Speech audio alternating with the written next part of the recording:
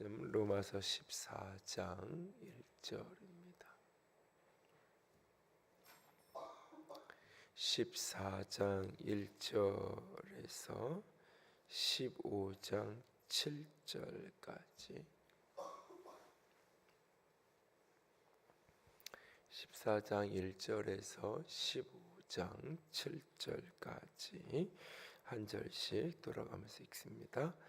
믿음이 연약한 자를 너희가 받되 그의 의견을 비판하지 말라.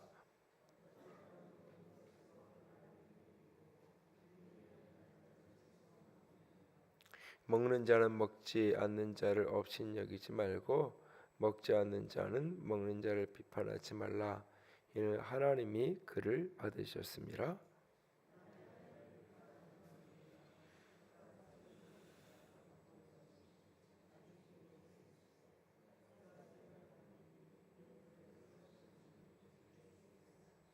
어떤 사람은 이 날을 전날보다 낮게 여기고 어떤 사람은 모든 날을 같게 여긴다니 각각 자기 마음으로 확정할지니라.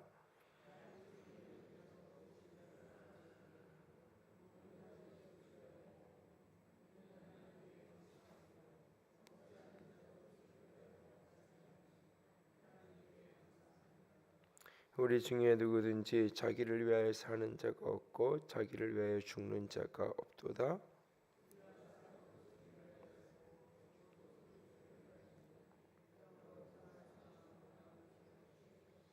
이를 위하여 그리스도께서 죽었다가 다시 살아나셨으니 곧 죽은 자와 산 자의 주가 되려 하심이라.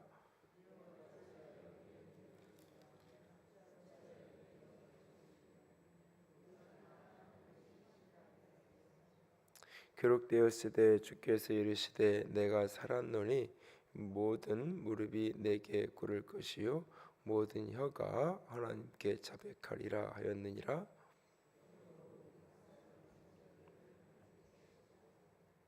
그런즉 우리라 다시는 서로 비판하지 말고 도리어 부딪힐 것이나 거칠 것을 형제 앞에 두지 않도록 주의하라.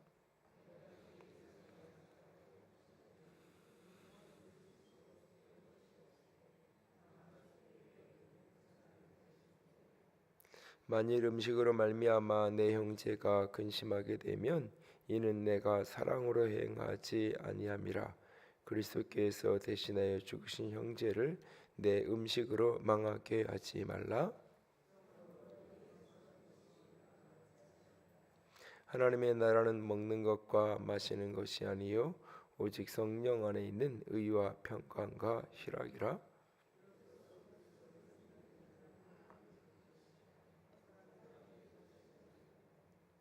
그러므로 우리가 화평의 일과 서로 덕을 세우는 일을 힘쓰나니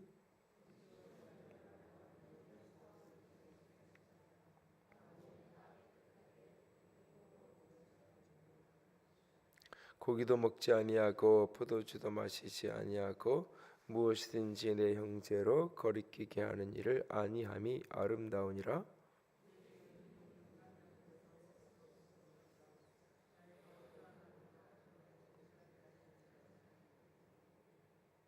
의심하고 먹는 자는 정죄되었나니 이는 믿음을 따라 하지 아니하였기 때문이라. 믿음을 따라 하지 아니한 것은 다 죄니라.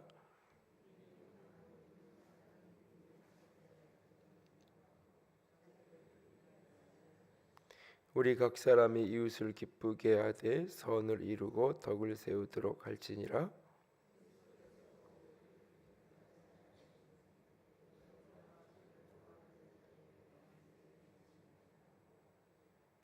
무엇이든지 전에 기록된 바는 우리의 교훈을 위하여 기록된 것이니 우리로 하여금 인내로써 성경의 위로로 소망을 가지게 함이니라.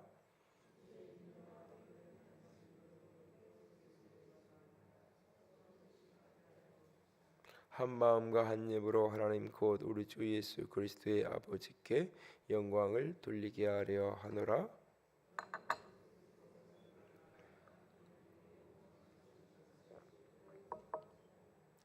아멘. 신앙생활하면서 우리가 주의해야 될 것 중에 하나가 본질적인 것과 신앙의 본질적인 것과 신앙의 비본질적인 것들을 혼돈하지 않는 겁니다. 그러니까 신앙 안에서 본질이 아닌 것, 그걸 뭐 다른 말로 표현하면 중요하지 않은 것, 그것에 집착해서 정작 진짜 중요한 것을 잃어버리는 비본질적인 것 때문에 진정한 본질을 놓쳐버리는 어리석음이 교회 공동체 안에 종종 벌어지게 됩니다.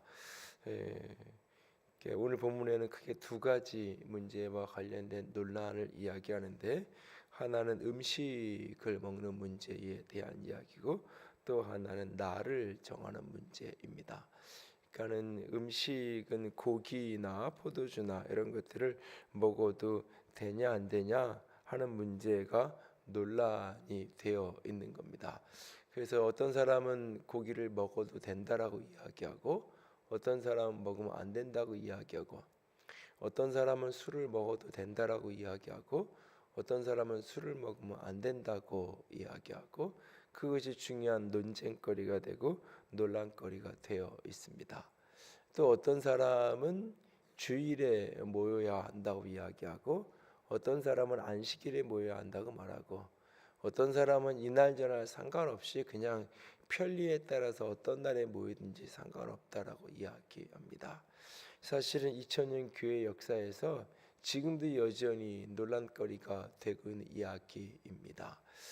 오래전에 이제 제가 사회를 바라보는데 영향을 받았던 그 홍성영 교수가 미국에 있는 그 프린스턴 신학교 장로의 신학대학교 교수님들이 많이 나온 학교인데, 거기를 이제 유학을 가서 처음 이제 학교를 가서 놀란 게 몇 가지 있는데, 그 중에 하나가 지도교수 상담실에 들어가서 지도교수하고 이제 처음 유학을 가서 담당 지도교수가 결정이 돼서 상담을 하려고 들어가서 앉았는데, 지도교수가 시가를 이렇게 물고 이렇게 피면서 이제 상담을 하고 있는 거예요. 그것이 이제 충격이 돼가지고 내가 이렇게 타락한 학교를 내가 계속 다녀도 되냐 안 되나 뭐 이런 고민을 씨름을 했다는 이야기를 오래전에 들은 기억이 나는데요. 그러니까는 이 담배를 피워도 되냐 안 되냐 하는 문제, 이게 성경적으로 옳으냐 그르냐라고 하는 문제, 그런 것들이 여전히 논란거리가, 어떤 사람에게는 그것이 큰 거침이 되어 있고, 어떤 사람에게는 그것은 그냥 기호품, 커피를 먹어도 되냐 안 되냐 이런 문제랑 큰 차이가 없는, 그 5.16 혁명 그 이후에 이제 서울대학교에서 새생활운동 이런 것들을 기독교 동아리 이제 할렐루야 교회에서 은퇴하신 김상문 목사님을 중심으로 해서 당시 이제 학생들이 운동을 일으켰는데, 그 운동의 여러 가지 이렇게 행동 규칙 중에 하나가 뭐냐면 커피 마시지 않는 거. 그 기준으로 따지면 오늘날 교회는 다 타락한 교회들이죠. 교회 로비에 우리 교회도 마찬가지지만 여기저기 다 커피 마실 수 있는 공간을 만들어 놓고, 그런데 그러니까 어떤 것들이 어떤 시대나 어떤 환경에 따라서 긍정이 되기도 하고 부정이 되기도 하는데, 지금도 여전히 현재 진행형의 논란입니다. 논란거리로 여전히 남아있는 문제 가운데 하나가 먹는 문제, 고기를 먹어도 되냐 안 되냐, 술을 먹어도 되냐 안 되냐 문제. 또 어떤 사람은 여전히 오늘날도 이렇게, 물론 우리는 이단으로 취급하고 넘어가지만 그래도 여전히 뭐 안식일 날 꼭 모여야 되고 안식일을 지켜야지 왜 우리가 주일을 모이냐, 주일은 우리는 주일을 부활의 날이라고, 그래서 안식일보다 더 큰 날이기 때문에 제8일이라고 표현되어 여전히 주일에 예배하고 모인다라고 말하지만, 어떤 사람들은 주일을 원래 태양신을 섬기는 태양신을 축일에서부터 로마 시대에 시작이 된 건데, 그 문화를 우리가 그대로 받아들여서 주일에 이렇게 교회가 모이고 하는 것은 잘못된 거다. 또 여전히 이 문제로 논란이 되고 있는 모습을 우리가 보게 되어집니다. 사실은 앞으로 교회가 더 커져가고 그러면 또 다시 고민을 할 수 있을 거예요. 오래전에 그 신문사 기자를 하는 한 분이 얼마 동안 교회를 다닌 기억이 있는데 그분이 그런 이야기를 하신 적이 있어요. 목사님 토요일 날 예배를 좀 하면 안 되나요? 왜 그러는데요? 그랬더니 하는 얘기가 자기들은 신문이 주일날 안 나오잖아요. 그러니까 토요일 날이 휴일이고 주일날은 다 출근을 해야 되는 거예요. 월요일날 신문이 나와야 되니까 주일날 출근을 해서 기사거리를 만들어서 이렇게 써야 하는 거예요.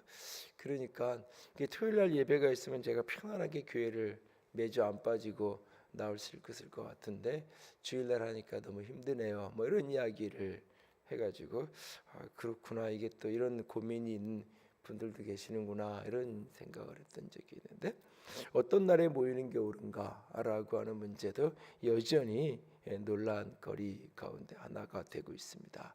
한국 교회 안에서 어떤 분들은 저녁 예배를 하지 않는 것이 한국 교회의 타락의 핵심이다. 오늘날 교회가 세속화되고 오늘날 교회가 부흥을 맞게 되는 가장 큰 원인 중에 하나가 교회가 저녁 예배를 잃어버려서 그런 거다.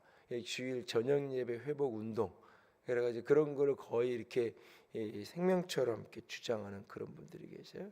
그러다가도 어떤 분은 또 자기도 사실은 몇 년 전까지 그렇게 얘기했는데 우리도 올해부터 없앴어. 뭐 얼마 전에 만난 목사님도 그렇게 얘기하던데, 그래서 그것이 논란이 되기도 하고 고민이 되기도 합니다. 그거 외에도 이런저런 우리들의 모습 속에서 본질이 아닌 어떤 것들이 여전히 교회 안에서 논란거리가 되고 논쟁거리가 되는 것을 보게 되어집니다. 그 각각의 문제에 대해서 어떤 것을 먹어도 되냐 안 되냐라는 문제든지 어떤 날이 중요하고 어떤 날에 모여야 되느냐라든지 이것에 대해서 많은 논쟁을 할 수 있고 신학적인 토론을 할 수도 있습니다. 그리고 그 속에서 어떤 게 조금 더 성경적이고 어떤 게 조금 더 나은 모습인지도 얼마든지 이야기를 할 수 있습니다. 그 이야기를 본문에서도 일부 바울이 해주고 있습니다. 그 문제에 대한 가장 기본적인 원리들, 하나님이 주신 모든 것 어떤 것이든지 감사함으로 받으면 된다라고 하는 것이 가장 기본적인 원리라고 이야기합니다. 어떤 날이든지 어떤 날에 모이든지 스스로 마음에 확정해라. 이 날이 더 낫고 저 날이 더 안 좋고 그렇지 않다라고 우리에게 말하고 있습니다. 그러나 그 어떤 논란과 논쟁보다, 그리고 내가 어떤 위치를 취하는 것보다 더 중요한 본질이 무엇이냐, 더 중요한 게 무엇이냐, 그것이 바로 공동체를 향한, 영혼을 향한 사랑이라고 우리에게 가르쳐 주고 있습니다. 그것이 아무리 내가 자유롭게 먹을 수 있고 아무리 내가 어떤 날 물릴 수 있다 할지라도 그것이 누군가를 실족하게 하고 누군가에게 거침이 되고 누군가에게 넘어짐이 된다면 나는 그것을 스스로 포기할 수 있어야 된다라고 우리에게 말씀하고 있습니다. 그러면서 연약한 자를 서로 받아주라고, 서로가 서로를 수용하고 서로가 서로의 다름을 인정하고 받아주는 자가 되어야 한다라고 말합니다. 믿음의 연약한 자를 너희가 받되 그의 의견을 비판하지 말라. 여기 이제 1절에 14장 1절에 그의 의견을 비판하지 말라라고 이야기했는데 여기에 이 의견은 기본적으로 의심이 깔려져 있는, 의문이 깔려져 있는 그런 질문을 이야기하는 겁니다. 그래서 이것이 과거 개역 한글판 성경에는 그의 의심하는 것을 너희들이 비판하지 말라라고 이야기하고 있는 것입니다. 믿음이 연약하고 또는 의견이 의심을 하고 의견을 이야기하는 자들을 비판하지 말라. 3절에 보면 먹는 자는 먹지 않는 자를 업신여기지 말고 먹지 않는 자는 먹는 자를 비판하지 말라. 이는 하나님이 그를 받으셨음이라라고 이야기합니다. 최근에도 한국 교계 안에서 이 술 문제가 또다시 논란거리가 되어 있어요. 논쟁거리가 돼서 한참 이제 인터넷상에서 여전히 진행형의 이슈로 토론들이 되어지는데, 먹어도 된다라고 이야기하는 사람들은 그 먹으면 안 된다고 주장하는 사람들을 업신여기고 무시해요. 저렇게 자꾸 율법적으로 이렇게 갇혀서 어떤 이런 걸 한다고, 성경을 조금 더 총체적으로 해석을 해야지 한두 구절에 이렇게 거기에 이렇게 집중이 돼서 저런 식으로 해석을 한다고 하면서 그것을 이렇게 업신여기고 약간 무시하는 그런 어떤 태도로 기본적으로 논쟁을 할 때 그런 태도를 해요. 또 반대로 그것을 먹으면 안 된다고 이야기하는 사람은 정죄하는 이제 타락한 어떤 사람들을 대하는 그 변질되고 타락한 사람들을 대하는 것처럼 자꾸 접근을 해 가는 것을 보게 되어집니다. 업신여기고 비판하고 기본적으로 그 음식을 먹는 게 옳고 그래도 상관없이 그것이 혹 잘못이라 할지라도 그 음식을 그 술을 먹는 것보다 더 큰 죄가 비판하는 죄예요. 그것을 먹고 안 먹고의 문제의 경중, 그것이 하나님 앞에 옳으냐 그르냐 정당하냐 그렇지 않느냐는 그 문제보다 더 하나님 앞에서 큰 죄가 무엇이냐, 바로 사람을 업신 여기는 거예요. 바리새인들한테 예수님께서 책망을 하면서 너희들이 그 하나님의 큰 계명, 의와 인과 신, 하나님 앞에서 정의를 행하고 서로 하나님 앞에서 신뢰와 믿음을 만들어가고 그렇게 하나님 앞에서 사랑을 이루어가는 그 모든 것은 그 본질은 잃어버리고 작은 것들, 작고 사소한 그 어떤 것들 하나하나를 무엇을 먹으면 되면 안다고 하는 이것들을 너희들이 지키니라고, 진짜 하나님이 이야기하시는 영혼을 향한 사랑, 정의와 공의를 행하는 것, 진실과 믿음과 성실함으로 살아가는 것, 이 본질은 진정한 내용을 너희들이 잃어버렸다라고 예수님이 바리새인들을 책망했던 것을 보게 돼요. 올해 그 성프란치스코와 관련된 일화 가운데 이렇게 제자들이 이렇게 금식을 하는데 같이 금식하는 훈련을 이렇게 같이 하는데 그 제자 중에 하나가 금식을 찾지 못하고 음식을 먹어버린 거예요. 그러니까 다른 모든 제자들이 그 먹어버린 그를 막 비난하고 저것도 참지 못하고 훈련하고 같이 이렇게 영성 훈련을 하는데 저렇게 타락해서 저걸 참지 못하고 저런다고 라고 모두가 다 비난의 눈빛으로 그를 바라보는 거예요. 그랬더니 그 분위기를 딱 느끼고는 프란체스코가 아직 그 금식일이 끝나지 않았음에도 불구하고 자기가 일어나서는 먼저 음식을 갖다 그냥 먹어버리는 거예요. 금식하기로 한 그 기간을 지키는 것보다 더 큰 죄가 뭐냐면 그렇지 못한 그 형제를 비판하고 정죄하는 것, 이것이 더 큰 죄다라고 말하고 있는 거예요. 그러니까 물론 이것이 이제 또다시 악용돼서 자기 원하는 대로 뭐든지 마음대로 할 수 있다, 그런 식으로 또다시 왜곡되어 가서는 안 되겠지만, 그 어떤 것보다 더 중요한 게, 신앙 안에서 더 중요한 게 뭐냐면 영혼을 사랑하고 사람들 공동체 속에서 서로 비판하고 업신여기지 않고 서로를 품어 안는 거예요. 왜냐하면 하나님이 그를 받으셨기 때문에, 그리고 그의 주인은 하나님이기 때문에, 내가 누군가를 업신여기고 내가 누군가를 판단한다는 것은 내가 그의 주인이 되어 있는 거예요. 내가 주인에서 그를 판단하고 내가 주인에서 그를 비판하고 있는 거예요. 내 모습 속에서. 그것이 아니라 그것을 내가 그가 그의 주인은 주님인데 내가 월권하면 안 된다는 거예요. 주님이 그것을 받으셨으니까. 그리고 그 모습들 때문에 그를 비판하고 업신여기고, 그러면서 동시에 내 내면이 지옥이 되고 내가 함께하는 공동체가 결국 지옥이 돼버리고 만다라는 이야기예요. 그 속에서 우리가 서로를 받고 서로를 수용해야 된다라고 이야기하고 있어요. 그러면서 내가 하나님 앞에서 신앙이라는 것이 나만 떳떳하고 나만 당당하면 되는 것이 아니라는 것을 또 다른 면에서 이야기하고 있어요. 오늘 17절 18절을 보면 하나님의 나라는 먹는 것과 마시는 것에 있지 않고 성령 안에서 의와 평강과 희락이라. 그러면서 18절에 보면 이로써 그리스도를 섬기는 자는 하나님을 기쁘시게 하며 사람에게도 칭찬을 받느니라. 그러므로 우리가 화평의 일과 서로 덕을 세우는 일을 힘쓰나니. 신앙이라는 것은 하나님과의 절대적인 관계 속에서 하나님을 기쁘게 하고 하나님을 섬기는 거예요. 동시에 신앙은 사람에게도 칭찬을 받느니라 라고 말하고 있어요. 우리는 내가 하나님 앞에서 옳아, 이것은 바른 거야 라고 말하면서 그것이 만약에 공동체에서 칭찬이 아니라 걸림이 되고 공동체에서 욕이 되고 비난거리가 된다면 과연 이것이 하나님 앞에서 내가 진짜 바른 건가, 사실은 돌아보고 사실은 점검해 봐야 한다는 거예요. 하나님을 기쁘시게 섬겨야 될 뿐만 아니라 자연스럽게 그것은 공동체 안에서, 왜? 신앙의 가치가 의와 평강과 희락이니까.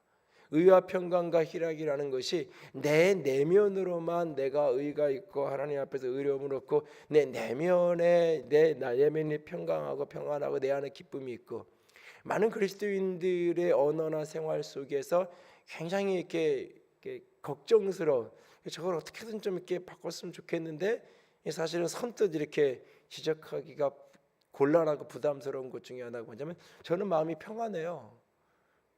저는 마음이 평안해요. 분명히 저건 잘못된 길인데, 분명히 저거는 굉장히 이기적이고 자기밖에 모르는 모습인데 나는 마음이 평안해요. 그러니까 내 마음이 평안한 게 진리인 것처럼 생각을 해요. 내 마음이 평안하면 해도 되는 걸로 자꾸 생각해요. 내가 불안하고 내가 두렵고 내가 마음이 불편하면 안 되지만, 내 마음이 평안하면 모든 것이 좋고 모든 것이 옳은 거라고 착각해요. 아니에요. 내가 하고 싶은 대로 사니까 평안할 수 있어요. 얼마든지. 내 좋은 것만 하니까, 내 싫은 거 안 하니까 평안한 것일 수 있어요. 사실 그 자기 희생과 자기 헌신과 자기 부인이 없기 때문에 평안한 거예요. 그런데 그것이 굉장히 높은 수준의 신앙적 가치인 것처럼, 내가 이렇게 평안하니까 나는 굉장히 성숙한 삶을 살아가는 것처럼 사실은 착각해요. 이 평안이라는 것은 나만의 평안을 이야기하는 게 아니에요. 나는 평안해, 내 주변에 있는 사람이 다 고통스러워하고 힘들어한다면 그 평안은 가짜예요.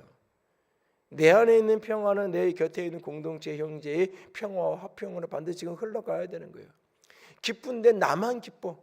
가족들이 같이 살아가는데 나 혼자만 기쁘고 다른 사람은 다 불행해. 그럼 그게 진정한 기쁨이고 진정한 행복이냐? 그것이 진정한 가족 공동체 안에서 부모나 자녀로 살아가는 진정한 아름다운 모습이냐고요. 나의 행복은 내 곁에 있는 사람들의 행복으로 흘러가야 되는 거예요. 내 행복이 내 곁에 있는 사람의 행복으로 흘러가지 못한다면 내 행복이 가짜일 수 있는 거예요. 사실 내 기쁨이 거짓일 수 있는 거예요. 착각일 수 있는 거예요. 오해일 수 있는 거예요. 사실.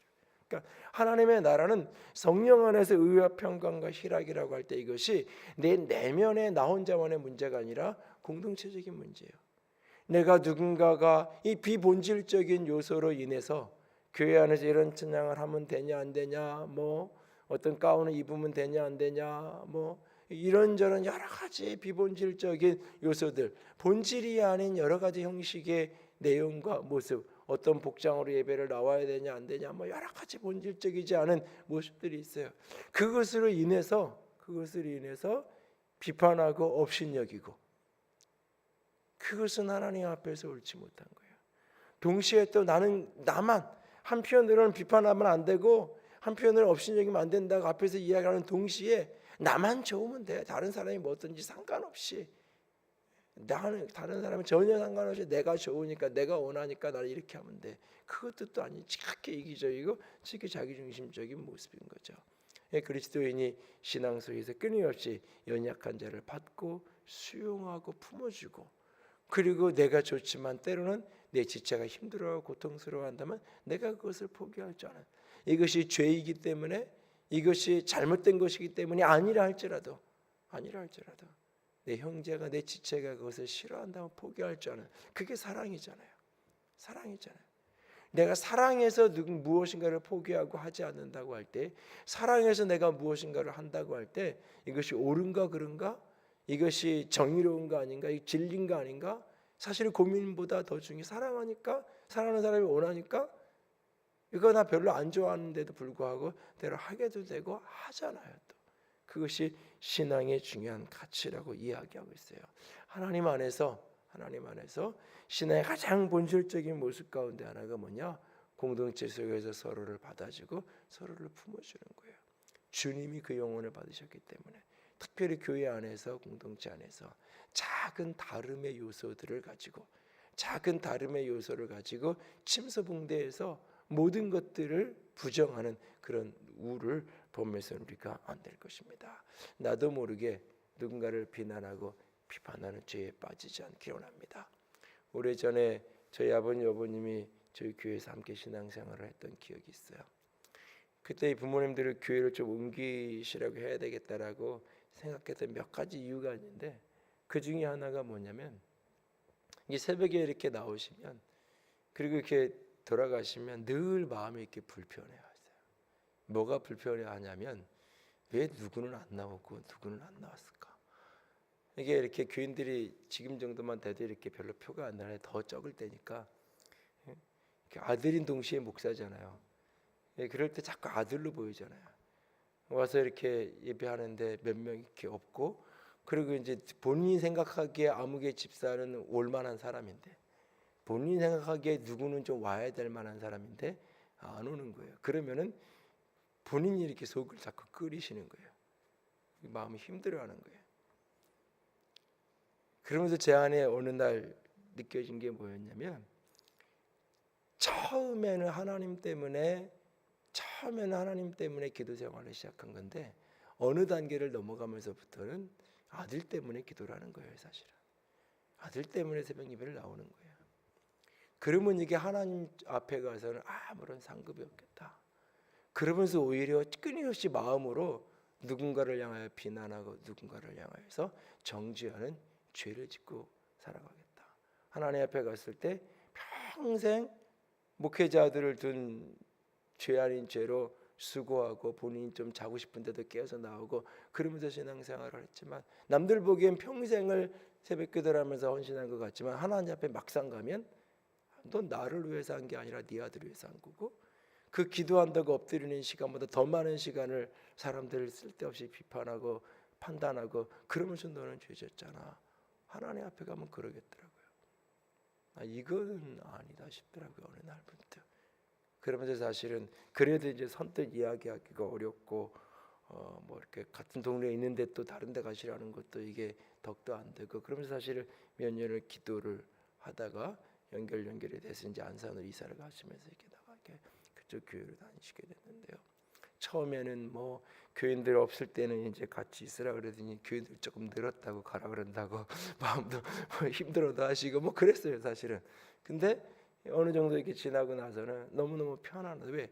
하나님 앞에서 내가 하나님 때문에 가는 거고, 목사님을 내가 뭘 하나 섬겨도 아들이기 때문에 뭘 하는 게 아니라, 내가 하나님의 사람으로 인정하고 그것 때문에 내가 음식을 하나 해다 드리고 뭘 하나 해도 내가 하나님을 섬기는 마음으로 내가 하게 되고, 내가 너무너무나 내가 그냥 하나님 때문에 기도할 제목이 있으니까 기도하는 거고, 그 모습이 자유롭게 되신 것 때문에 이 모습을 다 논리적으로 설명해 내실 수 있는 분들은 아니니까 설명을 못 하시더라도, 그때는 참 힘들었는데 몇 년 지나고 나니까 그렇게 하길 잘했다 이런 얘기를 하시더라고요. 우리가 신앙 안에서 특별히 내가 무언가를 열심히 하고 준 신앙 안에서 내가 바르게 한다라고 여기는 사람일수록, 열심히 있고 열정 있게 신앙생활하는 사람일수록 특별히 빠질 수 있는 함정이 뭐냐? 다른 사람을 끊임없이 비판하는 거예요. 판단하는 거예요. 내가 법이 돼서 끊임없이 사람들을 판단하고 정죄하게 돼요. 그것은 하나님 앞에서 우리가 피해야 될 가장 중요한 허물 가운데 하나예요. 왜? 하나님이 그를 받으시는데, 그의 주인은 내가 아니라 하나님인데, 내 눈에 진짜 안타까운 게 보인다면 그를 위해서 기도해야 될 제목일 뿐이에요. 그것은 우리가. 그리고 하나님이 하나님의 몫의 일들을 할 거예요. 그것이 분명한 죄고, 그것이 분명하게 공동체를 허무는 어떤 잘못을 하는 거라면 내가 때로는 권면할 수 있고, 내가 타일 수 있고, 때로는 내가 내 아랫사람이랑 책망도 할 수 있고, 때로는 그럴 수 있겠죠. 그러나 이래도 되고 저럴 수 있는 본질적인 요소가 아닌 어떤 부분들을 놓고 우리가 판단하고 비난하지 않기를 원합니다. 또한 동시에 우리가 늘 덕을 세우는 일을 놓치지 않기 원합니다. 나 편하니까, 내 자유니까, 그게 아니라 내 평강이 진정 공동체를 평화롭게 하는 건가, 내 기쁨이 진정 형제를 기쁘게 하는 건가, 이것을 늘 돌아보면서 우리가 업신여기게 비판하지 않아야 될 뿐만 아니라, 우리가 서로 덕을 세우고 화평을 위해서 함께 때로는 조금 희생하고 조금 참고, 내가 좀 더 자유하고 싶어도 사랑 때문에 절제할 줄 알고 함께 배려할 줄 아는, 그것이 예의고 사랑이고 배려고 공동체의 아름다움이죠. 그것이 믿음의 모습이라고, 주님 앞에 우리가 가야 될 길이라고 오늘 바울은 우리에게 권면하고 있습니다. 그렇게 서로 품고 안고 걸어가는 우리 모두가 될 수 있기를 주님의 이름으로 부탁을 드립니다. 함께 찬양합니다. 찬송가 620장. 여기에 모인 우리 주의 은총 받은 자여라, 주께서 이 자리에 함께 계심을 아노라. 진정 여기에 주님이 계심을, 그리고 우리 내 곁에 있는 지체와 형제들을 주님이 받으시는 것을 믿는 그 믿음으로 인생의 어떤 시즌을 만나도 주님만을 바라보면서 걸어가는 우리가 되기를 원합니다. 함께 찬양합니다. 여기에 모인 우리 주의 은총 받은 자여라. 주께서 이 자리에 함께 계심을 아노라. 언제나 주님만을 찬양하며 따라가리니 시험을 할 때도 함께 계심을 믿노라. 여기에 모인 우리 주의 은총 받은 자여라. 은총 받은 자여라. 주께서 이 자리에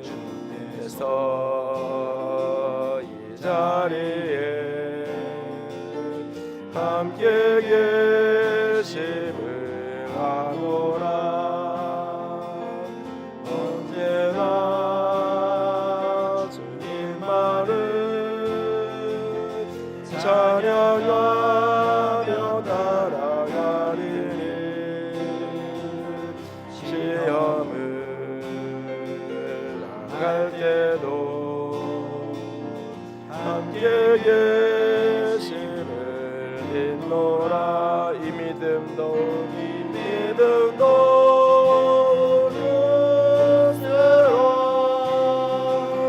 주가 지켜주신다.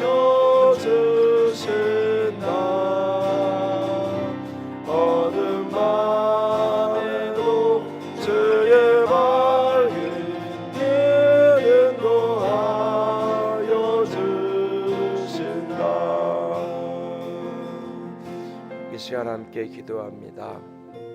우리 가운데 우리의 공동체 안에 주님이 함께 계심을 우리가 믿습니다. 주님께서 오늘 내 사랑하는 영혼을 받으심을 믿습니다. 내가 보기에는 그의 행동이 이해가 되지 않고 내가 보기에는 그의 모습이 너무너무나 안타까움을 자아낸다 할지라도 주님이 그를 받으십니다. 주님이 그의 주인이십니다. 우리가 그를 업신여기거나 비판하지 않기 원합니다. 나만 자유로우면 된다고, 나만 평안하면 된다고, 나만 즐거우면 된다고, 나 좋은 대로 할 것이라고 말하지 않기 원합니다. 화평의 일을 도모하며 덕을 세우며 끝까지 품어낼 줄 아는 자기 부인의 사람이 될 수 있기를 원합니다. 함께 기도하며 나아갑니다. 사랑의 하나님, 영광이